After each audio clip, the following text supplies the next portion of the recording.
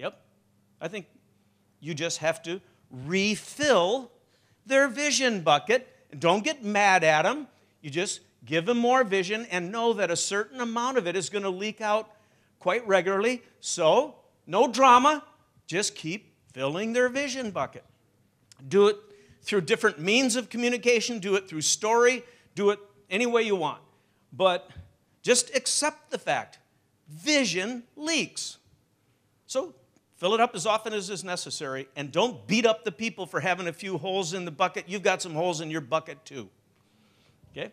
So that would be an example. That's in the book Axiom. And there's 76 little sayings, just like that.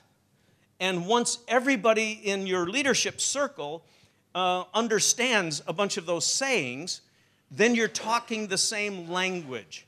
Here's a newer one. It's not in the book. And this is worth your having come here this morning. Just this, okay? Did you know that every interaction that your staff have with each other, or that you have with your staff, every interaction you have as staff, okay, is either a culture builder or a culture buster? Every single interaction. You walk by a staff member and you're on your cell phone, you don't even give them any time of day. That was a culture buster right there. Pastor's too important for me. He doesn't even look at me. Staff member goes out to lunch with 3 or 4 other staff. You know, standing right there. Who was he talking to? The Pope? You know, I mean, he could have just looked and waved. That's all, I mean, all right?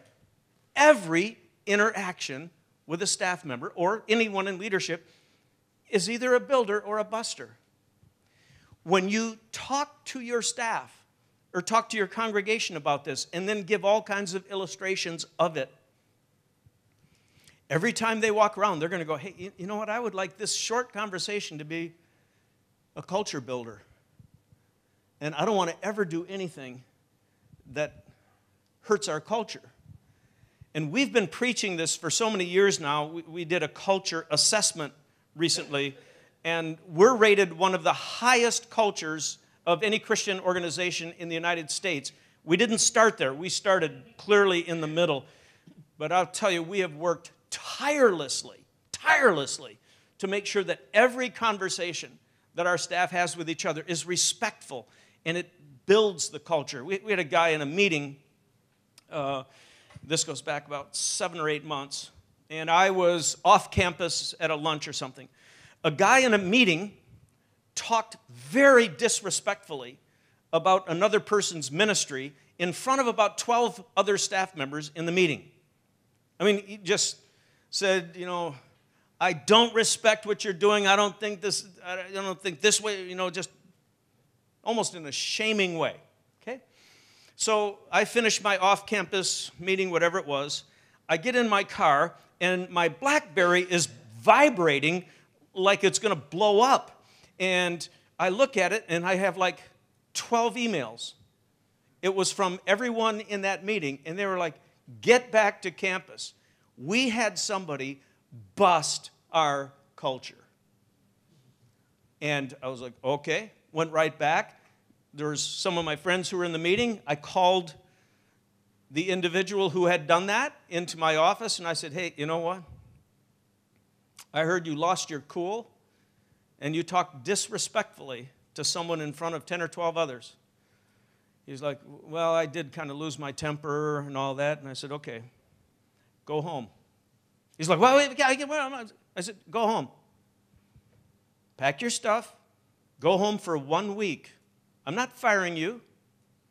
I want you to go home and search what happened to you. What's happened to your heart? These people love you. We work together. We're on the same team building a church for God. And you destroy someone's ministry credibility in front of their friends? Now, you come back to me. We'll pay you, full paid. You come back to me in 7 days, and you're going to have to fight for your job.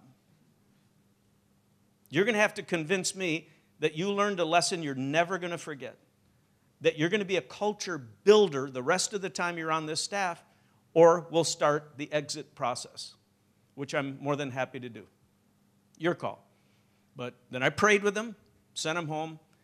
Man, he came back. He was a broken man, just totally broken before God. And he wrote a long paper to me and said I was out of phase with the Holy Spirit. I knew I needed counseling. My dad was an angry man, and I've never dealt with my dad's anger, so I can get angry once in a while. I'm going into counseling and all that.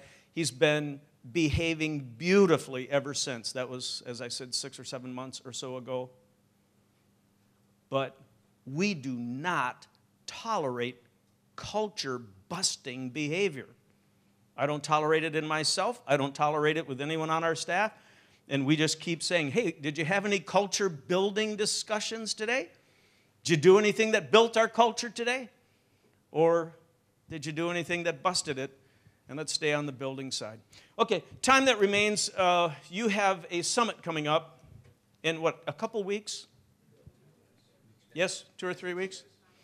Hey, can I tell you some of my learnings about being a part of the summit?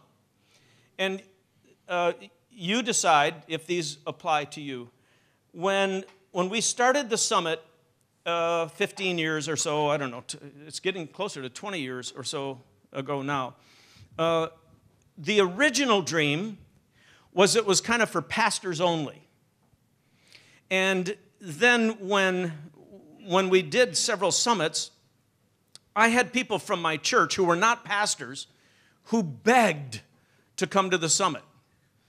I was like, well, you're not a pastor, but all right, you can come, you know.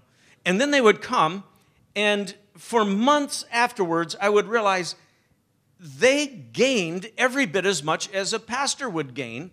They started talking the same language, reading the same books as I was reading and as our staff was reading.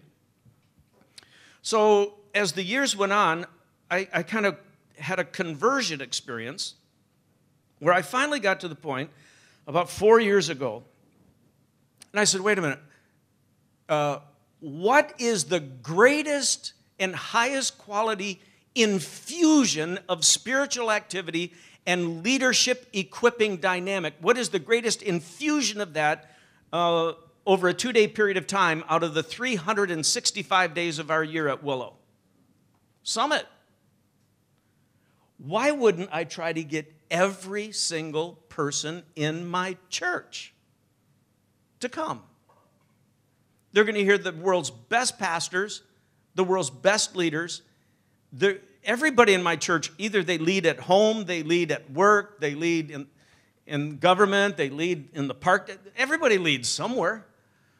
So I flipped over, and I said, I'm certainly going to make it mandatory for all my elders, all my staff, all of my small group leaders, all of my key volunteers. It's mandatory for them.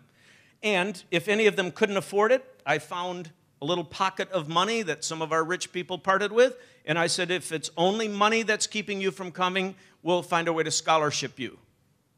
Well, I got bolder yet a couple of years back, and I told our whole congregation, I guess I just want every single one of you there. And they had never heard me say that before, and I said, look, I do favors for you all the time. I stand after services, and you want me to write a note to your friend. You want me to call your mother. I'll call your mother. You want me to pray for your parakeet. I'll pray for your parakeet, although I hate praying for parakeets. But, you know, you're asking me, you know, to do favors for you all the time. I'm happy to do it. I'm asking you to do one favor for me. Would you come to the summit? And I think you're going to thank me 100 times on the backside. But would you come as a favor for me? So the last 3 or 4 years, we've sold out. I mean, we have a 7,000-seat auditorium. We've sold out. Single greatest decision I ever made with regard to leadership. When you have a high percentage of your congregation who have been rocked by the same experience, then everybody's talking the same language. You know, did you hear John Ortberg's message? And everyone's talking and buying that book, and everyone's sharing that. And they go, did you hear Jim Collins when he talked about this and that? And all the leaders are talking about that. And it's transformed our church. So I am humbly saying before you, this is not for pastors only. And if I could wind the clock back, I would have invited my whole church to every summit. We'd be a much healthier and stronger church. Don't say your people's no for them. In other words, all they can say, if you say, would you do a favor and build it up a little bit and say, I'm coming, our whole staff is coming, we're going to experience this together. Don't say their no for them. Say, would you please do this even as a favor? Some of them are going to go, no. It's okay. Let them say no. But tons of them are going to say yes. And on the backside, you're going to get lots of emails, lots of letters, and they're going to say, I only came because you asked me to do a favor, and God touched me. And this was fantastic. And I'm never going to think about this or that again. Someone stopped me. I'll close with this. One of the brothers stopped me, gave me his card, and he said he was at a summit in 2002, whenever it was, yeah.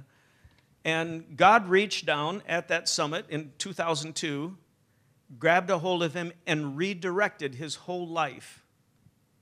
I could tell you thousands of stories like that. Thousands of stories. I get them every month from all over the world. God does this kind of thing at summits. So it's your job to just get as many people from your congregation there. Get them there, then let God work. They'll all thank you on the backside. Yes? I challenge you. Yes? You're unconvinced. I gave you my best shot. So anyway, thanks everybody.